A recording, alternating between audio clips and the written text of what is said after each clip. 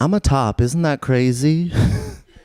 This is what a top looks like now this. Imagine me topping like, yes, I love your vibe. Ah! Ah! It hurts me more than you. Ah! He's like, you're not even in me. We are fully clothed at the Olive Garden. That is my mom's favorite joke. I was recently doing a show in beautiful Burbank, California. And it was hosted by a white woman named Susan.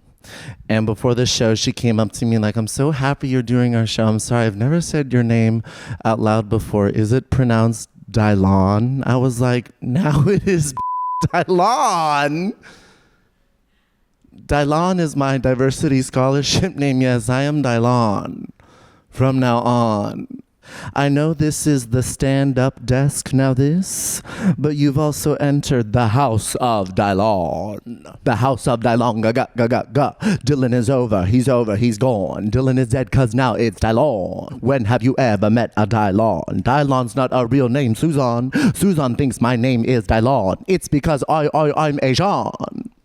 I said my last words to my grandpa over the phone. I wanted to tell him I love you in Japanese, but my half-white could not remember what that was. So what came out of my mouth was, gracias. Domo ari gracias, abuji-chan. Ohayo gozai muchísimas, abuji-chan. Suavemente, bésame, que quiero sentir tus labios, bésame. Oji-chan no kamakase, let's get loud. I was cut out the will. I was bullied in 2 languages in high school. The white kids called me the Hispanic kids called me Chino. Chino means Chinese in Spanish. I didn't know this, so I was like, no, these are slacks. So, I'm gay and have an identical twin brother who's also gay. My mom's uterus was a Dua Lipa concert. I don't know exactly what happened. The sonogram was like, 1 kiss is all it takes, you know. I am in therapy. I love my therapist, but I feel like she still doesn't know that I am fundamentally evil. She's like, it's trauma. I'm like, I'm Jafar. Ha ha. Oh, arigato was thank you in Japanese. It's too late, he's dead. Lo siento.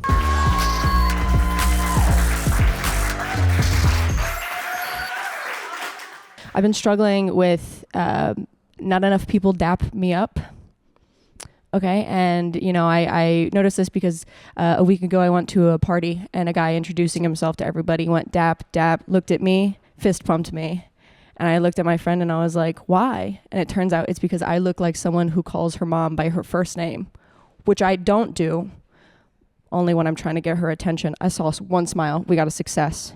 And it made me think of, you know, when you're growing up and your parents are like, oh my gosh, don't drink, don't do drugs, don't do anything I wouldn't do. And I'm like, okay, mom, but what drugs did you do? And she's like, oh, you know, just the classic.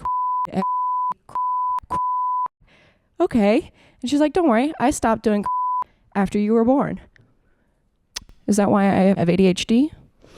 I got engaged last year to an amazing woman. I'm not a lesbian. I'm just an active ally, okay? Eating for the cause. Can you call yourself an ally if you're not eating? We've decided for a wedding that we're going to have an outdoor winter wedding so that less people come. We get to pick out so many different things, and so the other day we were actually picking out wedding invitations, and my fiance wants everything in our wedding to be white, like a psychopath. And so we were picking out wedding invitations, and my fiance is like, okay, for our invitations, do you like the shade Snow White or do you like the shade Ghost White? And I was like, those are pictures of my cousins, okay? Those are our street names. We got Ghosty, Snowy, and me, Sour Cream. I don't know why mine is sour cream. It just sounded better than mayonnaise.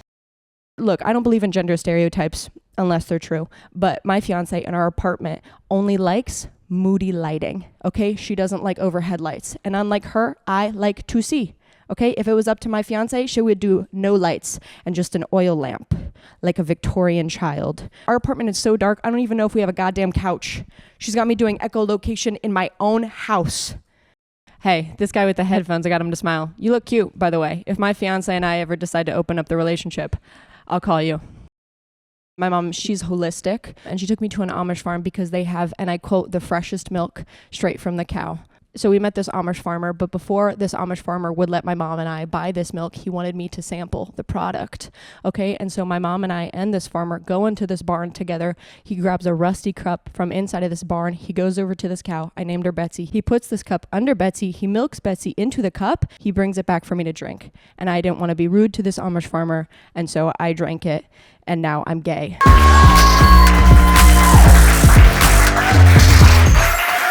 I used to work at a company, and I was the only black person that worked there, and I got fired, which I did not think was possible.